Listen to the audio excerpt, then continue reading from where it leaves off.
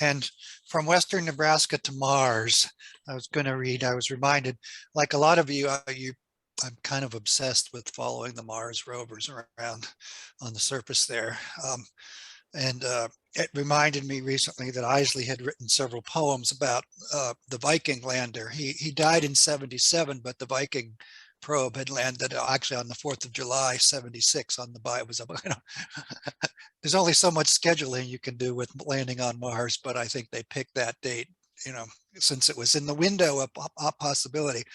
So anyhow, in his last year, he wrote several poems about the Mars landers there, and he was always a little skeptical about the importance of space exploration, a little unusual for a scientist in that regard.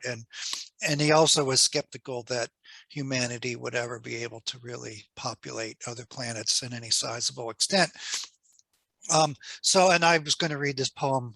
It's from Another Kind of Autumn, called The Eye Detached. It kind of expresses some of these sentiments.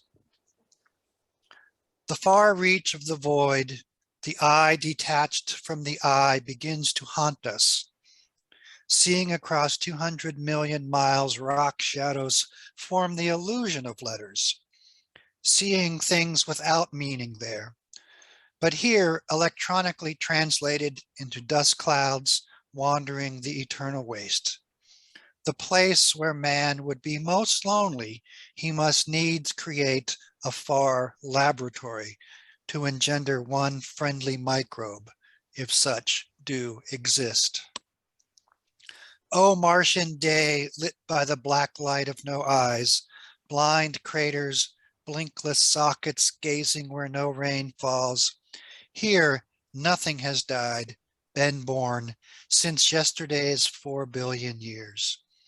The universe is not for man, it is itself. Out there, the star stuff is wrenched free. It does not seed, reproduce, devour. It is and is only. The letter on the broken rock is the mind's mockery.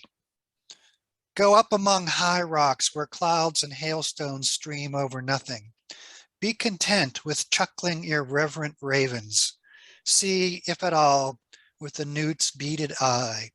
Let orange lichens grow upon your forehead, all firsts of things. But then brush off raven and newt and lichen. Be as earth will be sometime when a far probe drops in the mountains and its lens discerns where light once entered, and a creature laughed at its own minute far-traveling eye, and laughed once for the ungrieved solitudes of Mars, and once for heartbreak Earth, so loved, so multitudinously extinct.